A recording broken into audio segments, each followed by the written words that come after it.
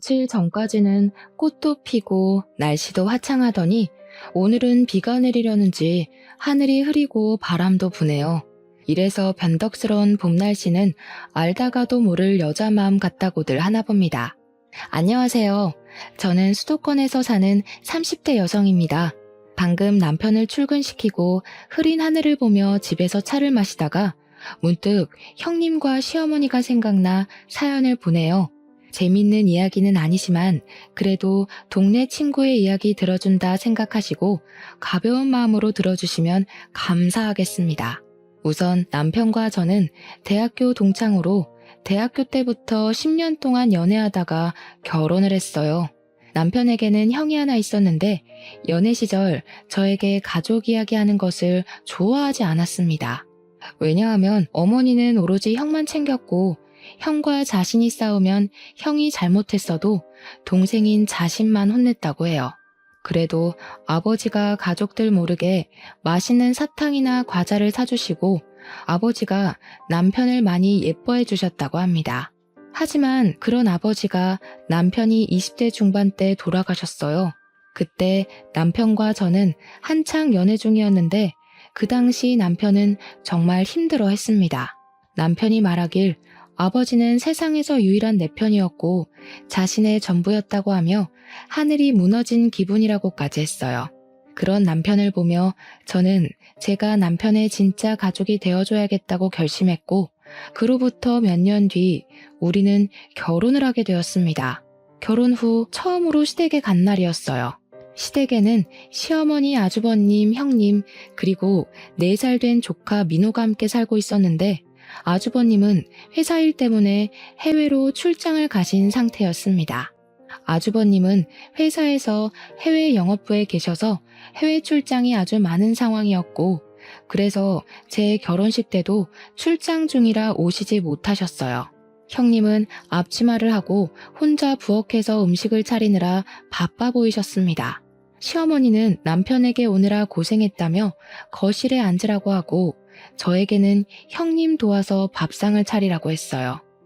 저는 어색하게 부엌으로 가서 형님에게 뭐 도와드릴 거 없냐고 물었습니다. 딱 보면 몰라? 수저도 놓고 국도 뜨고 밥도 푸고 할 게 태산이야. 지금 나 바쁘니까 동서가 알아서 눈치껏 좀 해. 사실 상견례 날과 결혼식 날 형님의 인상이 날카로워 보이시긴 했는데 이 정도일 줄 몰랐습니다. 저는 저에게 짜증이 가득 섞여서 말씀하시는 형님에게 뭐라고 하고 싶었지만 그래도 결혼 후 처음으로 온 날인데 굳이 소란을 피우고 싶지 않아서 형님 옆에서 눈치껏 수저를 놓고 밥상을 차리고 있었어요. 식사 준비를 마치고 형님은 거실에 있는 시어머니와 남편, 그리고 아들 민호를 불렀습니다. 시어머니, 남편, 저는 식사를 시작했지만 형님은 아들 민호 밥을 먹이느라 본인 밥은 먹지도 못하시더라고요. 민호가 밥을 먹기 싫었는지 먹기 싫다고 난리였거든요. 형님은 그런 민호에게 이러면 안 된다고 하시며 밥을 억지로 먹이고 있었습니다. 네가 밥을 맛있게 만들어 봐라. 얘가 그러면 아주 못 먹어서 안달이지. 아휴, 너는 도대체 결혼한 지 몇 년이 됐는데 아직도 이렇게 간 하나 제대로 맞추지 못해? 국은 짜고 반찬들은 밍밍하고 밥물도 제대로 못 맞춰서 밥이 아니라 생쌀을 먹는 기분이구나.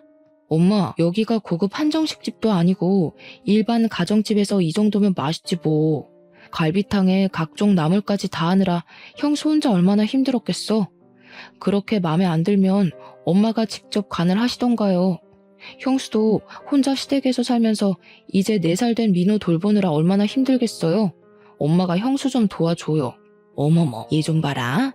제가 일하면 얼마나 한다고 그런 소리를 하니? 옛날처럼 냇가에서 직접 방망이 두드려가며 빨래를 하는 것도 아니고 아궁이 떼서 밥을 해야 하는 것도 아닌데 요새는 버튼만 누르면 따뜻한 물 나오고 밥은 밥통이 다 해주고 빨래는 세탁기가 다 해주는데 힘들긴 뭐가 힘들어? 하여튼 요새 젊은 것들은 약해 빠졌다니까. 형님은 시어머니의 말을 가만히 듣고만 있었는데 표정은 화가 잔뜩 나 보였습니다. 시어머니의 발언에 부엌의 공기는 얼음장처럼 싸해졌어요. 어른들은 모두 표정이 굳어 있었고 오직 민호만이 밥 먹기 싫다고 짜증을 부리고 있었습니다. 저는 그런 분위기에서 밥이 더는 넘어가지 않았어요.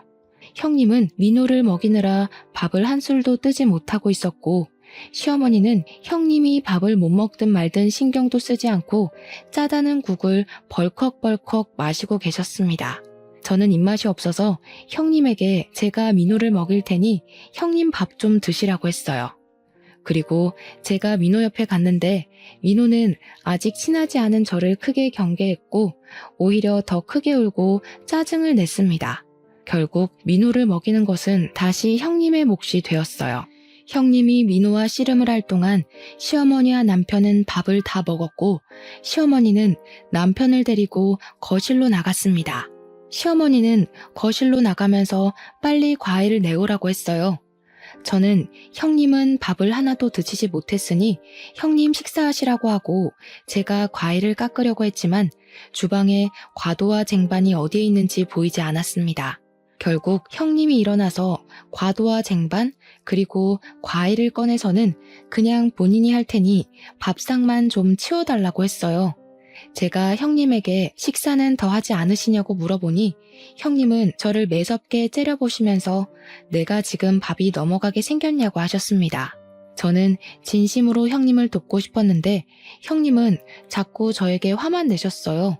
자꾸 저에게 화만 내는 형님, 그리고 며느리에게는 박하게 하시는 시어머니를 보며 앞으로의 결혼 생활이 진심으로 걱정되었습니다.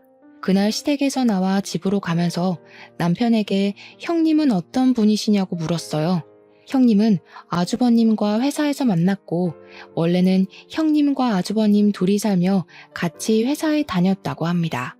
결혼 후 한 달 정도 지났을 때 임신을 했었는데 그 당시 회사에 일이 엄청 많아서 형님은 회사에 자신의 임신 사실도 말하지 않은 채 무리해서 일했어요.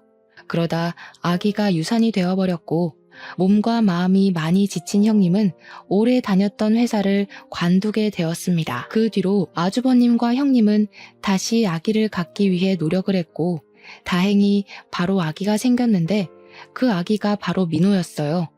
이렇게 민호가 태어나고 얼마 지나지 않아 시아버지가 돌아가셨고 아주버님은 그 뒤로 해외 출장이 많아졌습니다. 아주버님은 혼자 계신 시어머니 그리고 밤에 민호와 형님만 집에 있는 것이 걱정되어서 형님에게 시어머니를 모시고 살자고 했다고 해요. 형님 역시 시아버지가 돌아가시고 시어머니가 너무 힘들어하시는 것 같아 걱정되었다며 흔쾌히 합가하겠다고 해서 형님과 시어머니는 같이 살게 되었습니다. 이때까지는 형님은 정말 잘 웃고 아주 밝은 사람이었다고 해요. 그런데 형님과 시어머니와 같이 산 지 한 달 정도 지났을 때부터 형님은 표정이 점점 어두워졌고 힘들어했다고 합니다. 집에 갈 때마다 아주버님은 출장을 가 있고 형님은 민호도 보고 집안일도 하느라 너무 지쳐 보여서 남편이 시댁에 한 번씩 가 민호와 놀아주거나 집안일이라도 도와주려고 했지만 그때마다 시어머니는 남자가 무슨 집안일이냐며 절대 못하게 하셨다고 해요. 그러면서 시어머니는 형님에게 둘째 아들이 왔으니 제대로 밥을 먹여야 한다며 평소보다 더 많은 음식을 준비하게 시켰습니다. 남편은 조금이라도 도움을 주러 갔는데 오히려 자신이 가면 형님의 일거리가 더 늘어나는 것 같아 편하게 가지도 못하고 도움도 주지 못했다고 해요. 남편의 이야기를 들으니 형님이 왜 그리 쌀쌀맞고 날카롭게 이야기하는지를 알 것 같았습니다. 아이를 키워보지 않아서 잘 모르긴 하지만 요새 4살은 미운 4살이라고 불릴 정도로 자기 고집을 많이 부리고 때도 많이 쓰는 것으로 알고 있어요. 집 근처 대형마트에서 아이들이 자신이 원하는 장난감을 사주지 않는다고 때를 부리는 모습을 보면 아이 하나 제대로 키우는 것이 얼마나 힘들고 지치는 일인지 정도는 알 수 있었습니다.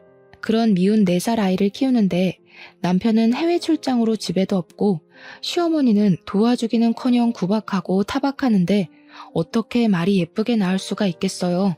그저 형님이 같은 여자로서 안쓰러울 따름이었답니다. 그 뒤로 저는 제사 명절 때 시댁에 가기는 했는데 갈 때마다 형님은 여전히 힘들어 보이셨고 시어머니는 형님을 많이 구박했어요.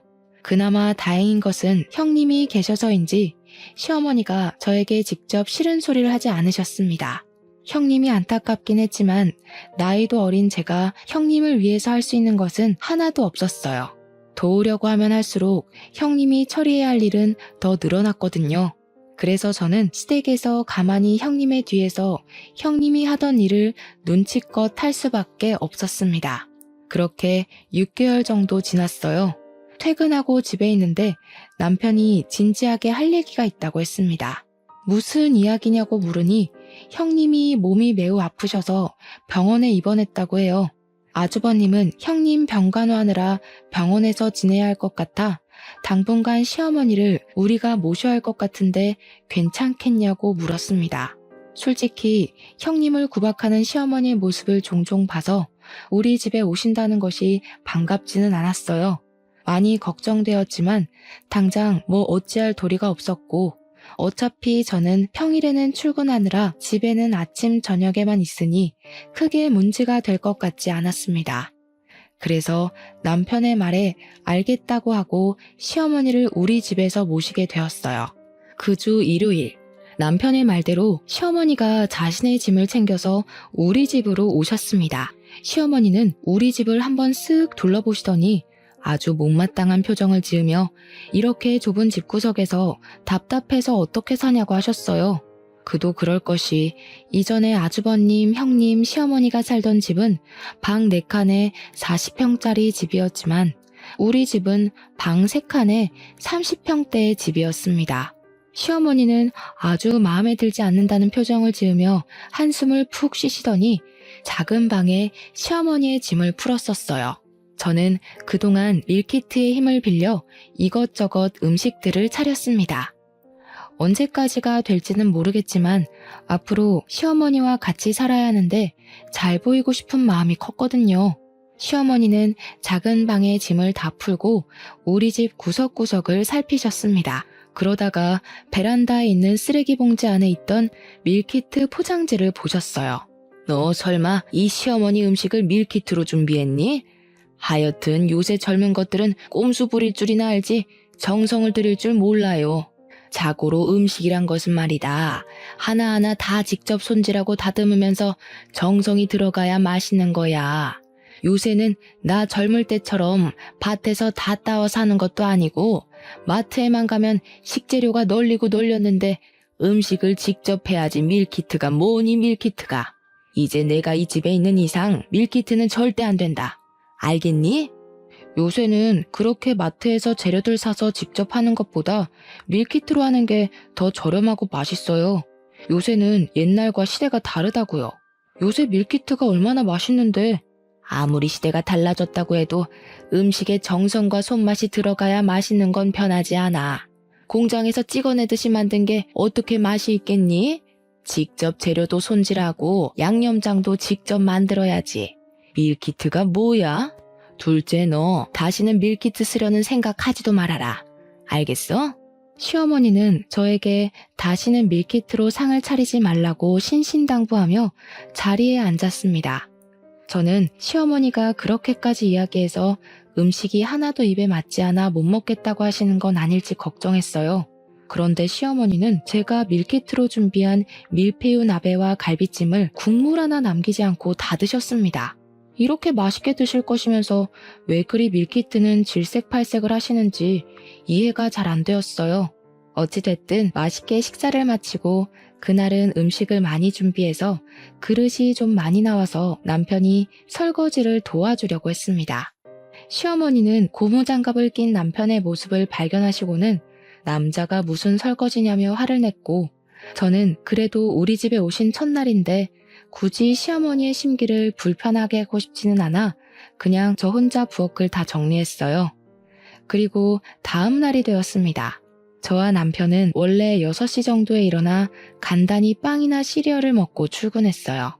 그런데 시어머니가 핸드폰 알람이 울리기도 전에 저를 깨우셨습니다.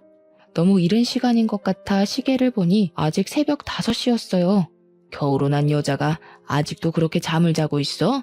얼빠진 년 같으니라고 빨리 일어나서 밥 안 해? 5시밖에 안 됐는데 웬 밥이야. 그리고 희주도 회사에 출근해서 일해야 하니까 지금 자야 해. 괜히 희주 깨우지 말고 정 배고프면 엄마가 알아서 밥해 드세요. 우리는 빵이랑 시리얼 먹으면 되니까. 세상에나, 남자가 밖에서 일하는데 빵 쪼가리랑 배에 차지도 않은 시리얼을 먹이고 출근시키는 게 말이 되니? 기가 막혀서 말이 다 안 나오네. 그리고 아무리 여자가 밖에서 일한다고 해도 가족을 위해 아침밥은 당연히 차려야 하는 거 아니야? 김희주, 얼른 일어나. 어서 일어나서 밥하라고. 시어머니는 저에게 새벽 5시부터 일어나라고 난리를 치셨고 그 덕에 저는 잠이 다 깨버렸습니다. 한도 남았고 잠이 깨버린 김에 밥이나 하자 싶어서 부엌으로 갔고 남편도 같이 하려고 부엌에 따라왔어요. 정훈이 너는 회사 가서 일해야 하니까 좀 더 자. 남자가 밖에서 일하려면 지금 푹 쉬어야지. 어머니, 저도 정훈 씨처럼 회사에서 일해요. 그런데 왜 저는 부엌에서 밥을 해야 해요? 네가 그깟 일 뭐 얼만큼이나 한다고? 나 때는 말이다. 옛날에 새벽부터 일어나서 지하수 길러오고 아궁이에 불 떼고 했어. 낮에는 밭일하고 밤에는 시부모 모시기까지 했다. 요새는 수도꼭지만 돌리면 물 나와. 아궁이에 불 뗄 일도 없는데 뭐가 그렇게 힘들다고. 그리고 네가 돈 벌어봤자지. 네가 정훈이보다 돈 더 많이 벌어와? 그럼 내가 인정해줄게. 그건 아니지만 요새같이 여자도 남자와 같이 맞벌이하는 시대에 여자만 집안일하고 부엌일하는 거 부당하다고 생각돼요. 어머니를 모시고 계시니 아침 식사는 차려드리겠지만 남편도 저와 같이 집안일 동등하게 하겠습니다. 저는 시어머니에게 제 생각을 이야기했고 시어머니는 어떻게 어른한테 그렇게 말대꾸를 할 수가 있냐며 버르장머리를 고쳐놔야겠다고 하셨습니다. 저는 앞으로의 날이 걱정되긴 했지만 그래도 처음부터 할 말은 제대로 하고 살아야 할 것 같다는 생각에 일부러 더 크게 이야기했어요. 제가 시어머니와 말다툼을 할 동안 밥은 다 되었고 일단 저는 밥을 차렸으나 밥맛이 없었습니다. 저는 시어머니와 남편 음식만 차리고 출근 준비해야 한다며 방으로 들어갔어요. 남편은 대충 밥을 먹고 방으로 와서는 미안하다고 자신이 더 잘하겠다고 했습니다. 분명 남편이 지금 최선을 다하고 있는 것은 아는데 괜히 남편이 미웠고 그저 이 상황이 짜증났어요. 저는 그런 남편에게 그냥 대충 알겠다고 하고 먼저 출근해버렸습니다. 그리고 그날 저녁 퇴근 후 집에 왔는데 집이 엉망진창이었어요. 오전에 음식을 먹은 그릇, 그리고 오후에 어머니 혼자 밥을 드신 그릇이 그대로 다 부엌에 쌓여 있었습니다. 화장실 앞에는 어머니가 사용하셨던 수건, 어머니의 옷과 속옷까지 널브러져 있었고 집은 먼지로 가득했습니다. 왔니? 빨리 와서 설거지하고 청소도 하고 저거 빨래도 좀 해라. 나 내일 입을 속옷 없으니 지금 당장 세탁기 돌려야 해. 아, 그리고 나 아직 저녁 안 먹었으니까 빨리 밥도 하고. 아유, 너 기다리다가 배가죽이 등가죽에 달라붙겠다. 그냥 너는 1시간 정도 일찍 나오면 안 되니? 여자가 바깥일 해봤자 뭐 얼마나 한다고. 솔직히 너 하나 없다고 회사 안 돌아가는 건 아닐 거 아니야. 그렇게 배고프시면 먼저 밥해서 드시지 그러셨어요. 그리고 속옷도 없으시면 어머니가 낮에 세탁기 돌리시면 될 텐데요. 내가 왜? 네가 있는데 내가 왜 밥을 하고 세탁기를 돌려? 잔말 말고 얼른 집안일 좀 해라. 청소도 좀 하고. 아주 집이 먼지투성이구나. 어휴, 집안일을 하는 것인지 마는 것인지. 시어머니는 퇴근하고 온 저에게 집안일을 시키셨습니다. 잠시 후 남편이 퇴근해서 집안 상태를 보고 깜짝 놀라 자신이 청소라도 하려고 했지만 시어머니는 바깥일 하고 온 사람이 어떻게 집안일을 하냐며 남편은 손 하나 움직이지 못하게 했어요. 저는 정말 속에서 천불이 났지만 이러다 말겠지 싶어 일단 참고 집안일을 했습니다. 그렇게 이틀이 지났어요. 새벽 5시부터 일어나 밥하고 퇴근하고 와서는 청소, 밀린 설거지, 빨래까지 하느라 밤 10시까지 쉴 틈이 없었습니다. 고작 이틀이었지만 너무 힘들고 회사에서도 일하다가 졸기까지 했어요. 그래서 그날은 퇴근하자마자 청소고 뭐고 아무것도 못하고 그냥 침대에 그대로 뻗었습니다. 퇴근한 제가 큰 방에 들어가서 나오지 않자 시어머니는 큰 방 문을 벌컥 열고 저를 깨워 얼른 일어나라고 했어요. 저는 이대로 가다가는 죽겠다 싶어서 시어머니한테 저도 일하고 와서 힘드니 오늘은 쉬겠다고 했습니다. 시어머니는 네가 뭐가 힘드냐고 큰 소리 치셨고 그때 남편이 퇴근하고 집에 왔어요. 남편은 이 상황을 보고 희주가 몸이 10개도 아닌데 일하고 와서 집안일까지 하려면 얼마나 힘든지 엄마가 아느냐고 하자 시어머니는 이게 여자한테 홀라당 넘어가서 정신 나간 소리 한다며 예전에는 아픈 시부모 병시중도 들고 뗄감도 떼우고 밭일도 하고 집안일도 혼자 다 했다며 이 정도 해도 네 마누라 안 죽는다고 하셨습니다. 저는 집에서 마음 편히 쉬지 못하는 이 상황이 너무 답답해서 그냥 집 밖으로 나갔고 남편 역시 저를 따라 나왔어요. 제 뒤를 쫓아나가는 남편에게 시어머니는 멍청한 놈이라며 손가락질을 하셨습니다. 집 앞 공원에서 남편에게 도대체 형님은 어디가 얼마나 아프시길래 시어머니를 우리 집으로 보냈냐며 하소연을 했어요. 남편은 자기가 형한테 잘 말해서 대책을 마련해 보겠으니 조금만 기다려달라고 했습니다. 다음날 외근을 갔다가 차 타고 회사로 복귀하는 길에 시내에 있는 형님을 봤어요. 그런데 형님이 평소와는 다르게 예쁘게 차려입고 친구들로 보이는 사람들과 신나게 시내를 걷고 있습니다. 분명히 많이 아파서 시어머니도 우리 집으로 보냈는데 길에서 그러고 있는 모습을 보니 진짜 아픈 사람이 맞나 하는 생각이 들었어요. 저는 시어머니가 오신 뒤로 새벽 5시부터 일어나서 밥하고 퇴근하자마자 쉬지도 못하고 각종 집안일에 시달리고 있는데 형님은 친구들과 함께 아주 좋은 시간을 보내며 다니고 있더라고요. 그 모습을 본 저는 왠지 모르게 형님에게 배신감이 느껴지고 화가 났습니다. 그래서 그날 퇴근 후 저는 형님한테 전화해서 잠깐 만나자고 했어요. 형님은 지금 병원에 있어서 나가기 힘든데 무슨 일이냐고 하셨습니다. 저는 형님에게 거짓말하지 말라고 낮에 형님과 친구들과 시내에서 돌아다니시는 것 다 봤는데 무슨 병원이냐고 했어요.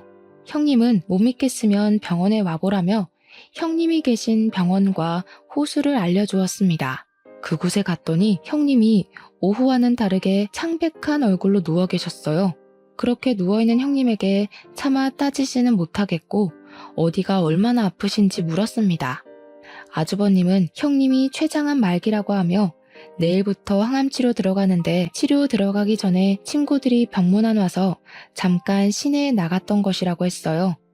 알고 보니 형님의 친구들이 암 진단 소식을 듣고 항암 치료를 시작하려면 머리카락이 많이 빠질 것이고 당분간은 외출도 하기 힘들 테니 본격적인 치료 전에 예쁜 옷을 입고 꾸미고 시내 구경하자 그래서 오후에 잠깐 나갔던 것이었습니다. 제가 너무 놀라서 당황해하자 아주버님은 잠깐 음료수를 사온다며 나가셨어요. 그전에는 제가 너무 흥분된 상태라 잘 몰랐는데 자세히 보니 형님은 황달기가 심해 보였고 눈 흰자위도 노랬습니다. 그런 형님을 보니 안쓰러웠고 괜히 눈물이 났어요. 울긴 왜 울어, 동석. 사실은 나 지금이 가장 행복해. 진호를 못 보는 것이 슬프기는 하지만 아무 생각 없이 지겨울 정도로 누워서 자고 시간 되면 알아서 밥도 나오고 남편도 출장도 미루고 항상 내 옆에 있으면서 너무 잘해줘.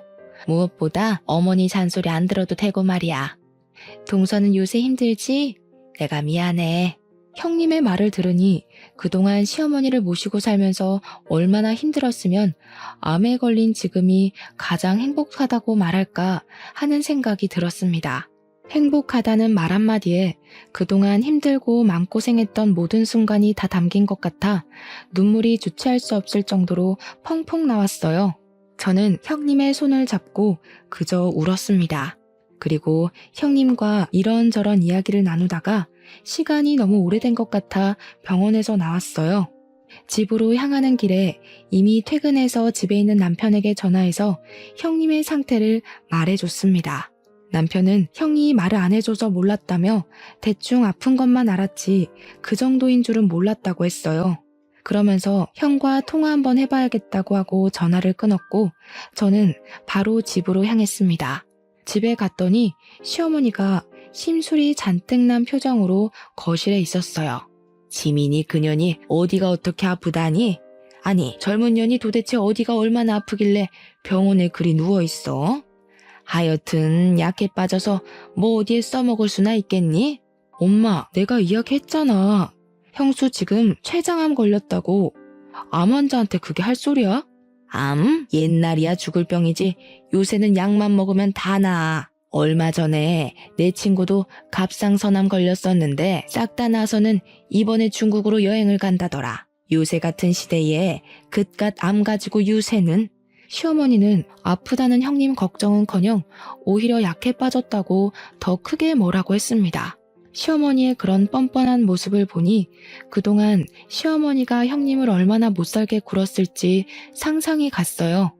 그날 밤 저는 형님 생각에 너무 마음이 아파 울다가 잠이 들었습니다. 다음날 새벽 5시가 되니 어김없이 시어머니가 밥하라고 저를 깨웠어요.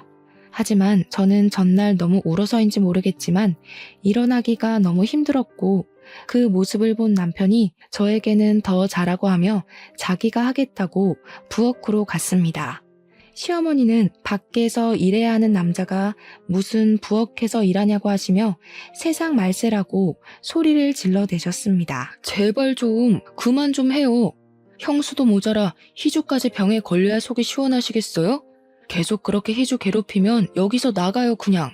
이놈 보소, 내가 너를 어떻게 키웠는데 어떻게 엄마를 내쫓을 생각을 해? 네가 그러고도 인간이야?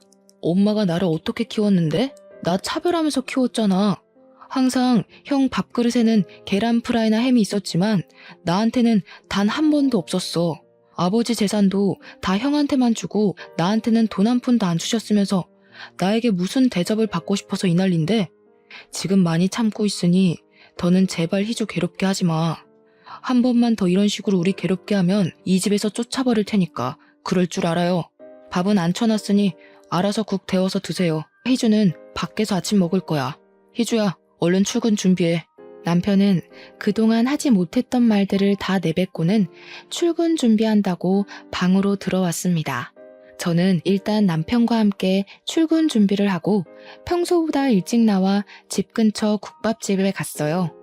국밥을 먹으며 남편은 저에게 미안하지만 당장 어찌할 방법이 없으니 조금만 참아달라고 했습니다. 자기가 어떻게든 대책을 마련해 보겠다면서요. 그리고 자기도 우리 엄마가 이렇게까지 할 줄은 몰랐다며 눈물을 보이는데 남편이 짠하고 불쌍해 보였습니다. 그동안 저와 어머니 사이에서 얼마나 마음고생을 했는지 눈에 훤히 보이더라고요. 그런 남편을 봐서라도 저는 조금 더 참아보기로 했습니다. 그날은 퇴근하고 와보니 집이 정리되어 있었고 남편도 퇴근해 있었어요. 남편이 일부러 1시간 일찍 퇴근해서 집 청소를 하고 있었고 시어머니는 남편에게 왜 네가 이런 하찮은 일을 하냐며 집안일은 며느리 시키면 되니 하지 말라고 했습니다. 그러든 말든 남편은 혼자 청소하고 빨래하고 밥까지 해놨고 저는 제 생각을 해주는 남편에게 너무 고마웠어요.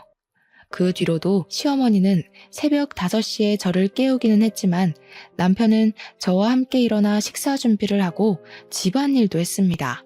물론 시어머니는 정말 못마땅해 했지만 남편이 계속 이러면 집에서 쫓아낼 것이라고 난리를 쳐서 그런지 가만히 계셨어요. 그리고 저는 시간이 날 때마다 형님 병원에 찾아갔습니다. 형님은 제가 갈 때마다 몸이 더 야위시고 힘들어 보였지만 제가 가면 반갑게 맞이해 주셨어요. 하루는 형님이 저에게 그동안 정말 미안하다고 하셨습니다. 제가 무슨 소리냐고 했더니 사실 처음부터 제가 여동생 같고 좋기는 했지만 시어머니 모시고 말썽꾸러기인 4살 아들까지 키우니 너무 힘들어서 말이 뾰족하게 나갔다고 했어요. 그게 항상 마음에 걸렸다고 하시며 싫어서 그런 건 아니었으니 혹시 서운한 마음 있었으면 풀라고 하셨습니다.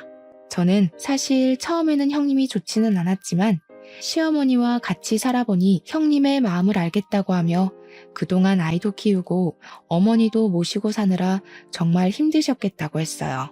형님은 제 말에 빙긋이 웃으시더니 아프긴 해도 마음은 가장 편하다며 지금 죽어도 여한이 없다고 하셨습니다.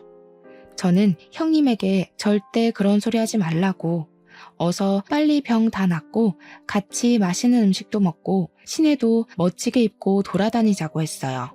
형님은 제 말에 꼭 그러자고 하며 환하게 웃으셨습니다. 그리고 다음 날 제가 정말 듣기 싫었던 소식이 들렸어요. 형님이 돌아가셨다는 문자가 왔습니다. 저는 회사에서 일하다가 형님이 돌아가셨다는 소식에 바로 장례식장으로 달려갔어요.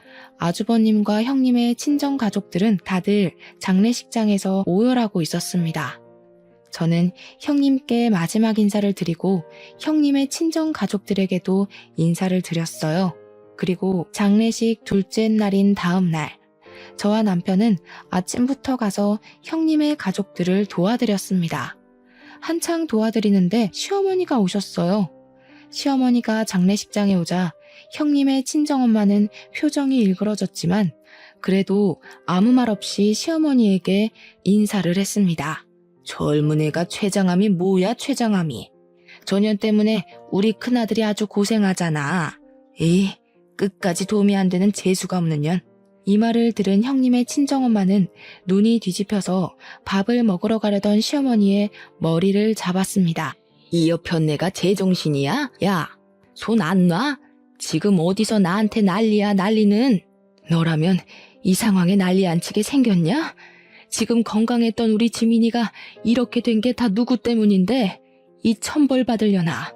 인연이 그렇게 시집살이 시킨 거 다 알면서도 꾹 참았어. 지민이가 네가 말은 그렇게 해도 좋으신 분이라고 해서. 지민이는 너를 끝까지 어머니로 모시려 했다고. 그런 아이가 이렇게 됐는데 너는 일말의 죄책감도 없냐? 그럼 내가 전현을 죽였다는 거야? 나는 맹세코 쟤한테 아무 짓도 안 했어. 그냥 다른 집 며느리들도 다 하는 것 정도만 시켰다고. 개미 똥구멍만큼 일해놓고 이렇게 된 건 애초에 전현이 몸 약했던 거 아니야? 애초에 몸도 좋지 않던 니들 딸년을 우리 집에 시집 보낸 거 아니냐고. 그래, 그거네. 이거 완전 사기 결혼이야, 사기 결혼. 제발 좀 그만해. 엄마가 지민이 그렇게 달달 볶지만 않았어도 이렇게까지 되지는 않았어. 너까지 나한테 그러는 거야? 내가 도대체 뭘 어쨌다고 그래. 나 참 억울해서 살 수가 없다, 살 수가. 그냥 나가. 나가라고 제발. 아주버님은 끝까지 뻔뻔한 시어머니에게 나가라고 장례식장에서 쫓아냈습니다. 시어머니는 아주버님의 손에 이끌려 악을 쓰며 장례식장에서 쫓겨났어요. 시어머니가 간 뒤 아주버님은 다시 오셔서 형님의 친정 식구들에게 죄송하다고 90도로 인사하며 사죄했습니다. 친정 식구들은 그런 아주버님을 보며 이게 어떻게 자네 잘못이겠냐며 그저 어깨를 토닥여주고 말았어요.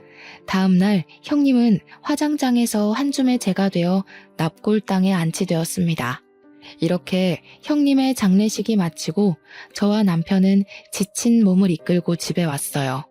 집에 왔더니 시어머니는 여전히 자신의 잘못을 뉘우치지 못한 채 저희에게 뭐라고 하셨습니다. 젊은 것들이 몸이 허약하다면서 형님의 가족들을 사기 결혼으로 고소할 거라고 하셨어요. 그렇게 혼자 한참을 중얼거리며 화를 내더니 저에게 얼른 집 정리하고 밥 차리라고 하셨습니다. 집을 보니 제가 장례식에 있는 동안 한 번도 청소하지 않았고 그동안 밥 먹은 것은 다 그대로 식탁에 있었고 설거지거리도 쌓여 있었어요. 저는 싸우고 뭐 할 기운도 없어 밥을 차리려는데 남편이 갑자기 어머니 방으로 가더니 어머니의 짐을 챙겼습니다. 이게 지금 뭐 하는 짓이냐? 왜 내 짐을 챙겨? 그냥 나가세요. 제발 우리 앞길 막지 말고 나가시라고요. 이게 상가집 갔다가 귀신이 들렸나? 갑자기 이게 뭔 짓이야? 내가 형수 장례식 보면서 무슨 생각이 들었는지 알아요? 이러다가 우리 희주도 엄마 때문에 죽겠구나 싶었어. 근데 나는 희주 없으면 못 살아. 한날 한시도 못 산다고. 엄마가 그러고도 사람이야? 나는 이런 사람이 내 엄마인 게 너무 불쾌하고 너무 싫어. 나가. 그냥 나가. 나 혼자 어디 가서 살라는 거야. 그게 말이 돼? 왜 못 살아? 엄마가 한두 살 먹은 애도 아니고 아버지 사망보험금 다 그대로 있잖아. 그 돈으로 월세방을 구하든 찜질방에 가든 알아서 하시라고요. 나는 엄마랑 같이 못 살아. 나가. 남편은 시어머니의 짐을 다 챙겨서 밖에 던져버리고 시어머니도 쫓아내버렸습니다. 네가 날 쫓아내면 갈 곳 없을 줄 아냐? 난 지훈이네 집에 가면 되지 뭐. 이제 2번 다시는 나 찾지 마라. 나도 너 내 아들로 생각 안 할 테니까 우리 연 끊고 살자. 시어머니는 끝까지 큰 소리 뻥뻥 치며 갔습니다. 남편은 혹시 다시 찾아올 수도 있으니 현관 비밀번호까지 바꾸자고 했어요. 그날 밤 저와 남편이 자고 있는데 누가 우리 집 현관문을 두드리고 도어록을 자꾸 눌렀습니다. 도둑인가 싶어서 남편을 깨워서 같이 나가보니 시어머니였어요. 시어머니가 아주버님 집으로 갔지만 아주버님 집에서도 쫓겨나서 다시 우리 집에 오신 것입니다. 시어머니는 문이 안 열리자 저에게 전화했어요. 전화를 받아보니 어떻게 나간 지 하루도 안 돼서 비밀번호를 바꾸냐며 너희들이 그러고도 사람이냐고 했습니다. 아까 영 끊고 살자고 한 게 누군데 하루도 못 가서 이렇게 찾아와요? 여기 있어도 절대 문 열 생각 없으니 엄마 혼자 알아서 방 구해서 사세요. 우리 집에 며느리년들이 잘못 들어와서 집에 재수가 없어졌어. 이래서 집에 사람은 잘 들어와야 하는데 큰 년은 비리비리해서 죽어버리고 작은 년은 어른 무서운 줄도 모르고 아유 내 팔자야 내 팔자야. 다시 지훈이네 집으로 가야겠다. 몹쓸 놈들. 너희들끼리 잘 먹고 잘 살아라. 시어머니는 다시 아주버님 집으로 간다고 했습니다. 그리고 몇 분 후 밖에서 끼쿵 소리가 들렸어요. 저와 남편은 뭔가 불길한 예감이 들어 나가보았습니다. 나가보니 아파트 단지 앞 큰 길가에 자동차 한 대가 서 있었고 시어머니가 길에 누워 계셨어요. 시어머니가 교통사고에 당한 것입니다. 우리는 깜짝 놀라 바로 119를 부르고 아주버님께도 연락했어요. 병원으로 간 시어머니는 수술을 받은 후 계속 의식 없이 누워 계시다가 이틀 만에 눈을 뜨셨습니다. 그런데 눈을 뜨자마자 하시는 소리가 누구세요? 였어요. 아주버님, 저 남편 모두를 못 알아보시고 시어머니 자신의 이름도 몰랐습니다. 의사 선생님의 말씀으로는 시어머니가 사고 때 머리를 다쳐 기억상실증에 걸렸다고 했어요. 시어머니는 충격으로 모든 것을 다 잃어버리신 것입니다. 의사 선생님은 경과를 지켜보자고 하며 일단 기억이 다시 돌아올 때까지 기다리자고 했어요. 하지만 2달이 지나도록 시어머니의 기억이 돌아오지 않았고 더는 병원에서도 딱히 할 것이 없어서 일단 우리 집으로 모셔왔습니다. 아주버님 집으로 갈까 했으나 아주버님은 해외 출장이 예정되어 있어 다시 우리 집에 오셨어요. 모든 기억을 잃은 시어머니는 예전과는 확연히 달랐습니다. 여전히 새벽 5시에 일어나시기는 했지만 저와 남편을 깨우지는 않았어요. 조용히 혼자 부엌에서 냉장고에 있는 음식들을 드셨습니다. 그러다가 저와 남편이 일어나면 시어머니는 죄송하다고 하며 손을 싹싹 빌었어요. 이전에 막말하던 시어머니의 모습은 온데간데 없고 겁을 잔뜩 먹은 아이처럼 변했습니다. 저와 남편은 집에 시어머니만 두기가 불안했지만 회사에 출근해야 하기에 어쩔 수 없이 시어머니만 혼자 집에 두고 출근했어요. 하루는 퇴근하고 왔는데 온 집안에 탄내가 진동하는 것입니다. 무슨 일인가 하고 보니 시어머니가 라면을 끓여 먹으려고 했는데 냄비에 물을 넣지 않고 가스불을 켜서 냄비를 다 태우고 있었어요. 그나마 제가 그날 일찍 퇴근해서 다행이었지 조금만 늦었으면 집에 불이 날 뻔했습니다. 시어머니는 제 앞에 무릎까지 꿇고 잘못했다고 비셨어요. 저와 남편은 더는 안 되겠다 싶어 우리 집 근처의 치매 요양원으로 시어머니를 보냈습니다. 그 치매 요양원은 이 지역에서 시설도 꽤 크고 좋다고 소문난 곳이었어요. 그곳에 모시고 우리는 주마다 시어머니를 뵈러 갔습니다. 시어머니는 여전히 자신의 이름도 모르고 우리를 알아보지 못하고 우리 얼굴을 보면 잘못했다고 비셨어요. 같은 병실의 할머니들은 시어머니에게 자기 이름도 모르는 바보라고 하며 시어머니를 무시하고 구박했습니다. 예전 같으면 크게 화를 내며 욕을 했겠지만 지금의 시어머니는 무조건 사람들에게 잘못했다고 하며 사과를 하고 다녔어요. 그러던 어느 날 시어머니를 돌보던 간병인이 지민이라는 분이 누구냐고 했습니다. 저의 형님 이름인데 어떻게 아셨냐고 했더니 시어머니가 밤마다 잠을 제대로 못 자고 식은땀까지 흘리며 악몽을 꾸는 것 같다고 했어요. 그런데 그때마다 밤새 지민이란 이름을 그렇게 부른다고 합니다. 너무 힘들어해서 깨워서 지민이가 누구냐고 물으면 시어머니는 겁에 질린 얼굴로 그저 모른다고만 했다고 해요. 시어머니의 꿈 내용이 뭔지는 모르겠지만 아마 형님이 원한을 품고 시어머니의 꿈에 나오지 않았나 하는 생각이 들었습니다. 불과 얼마 전까지만 해도 막말을 서슴지 않고 하던 시어머니가 이렇게까지 약한 존재가 되어버리니 안쓰럽기도 하고 한편으로는 인과응보라는 생각도 들었어요. 시어머니는 그 뒤로도 잠도 잘 못 자고 병실에서도 할머니들께 구박당하고 무시를 당했습니다. 요양원을 옮길까도 생각했지만 주변에 이만큼 시설 좋고 의료진들이나 간병인들이 좋은 요양원은 없어서 어쩔 수 없이 그냥 모셨어요. 그리고 시어머니는 요양원에 들어간 지 6개월 뒤 밤에 지민이를 부르며 악몽을 꾸시다가 갑작스러운 심장마비로 돌아가셨습니다. 시어머니는 그렇게 형님에게 모질게 대하더니 결국 형님에게 제대로 된 사과도 못하고 한순간에 돌아가셨어요. 부디 하늘에서는 형님을 만나 제대로 된 사과를 하시고 두 분이 좋은 고부관계가 되었으면 좋겠습니다. 시어머니의 장례 후 저와 남편은 다시 신혼때로 돌아간 것처럼 좋아요.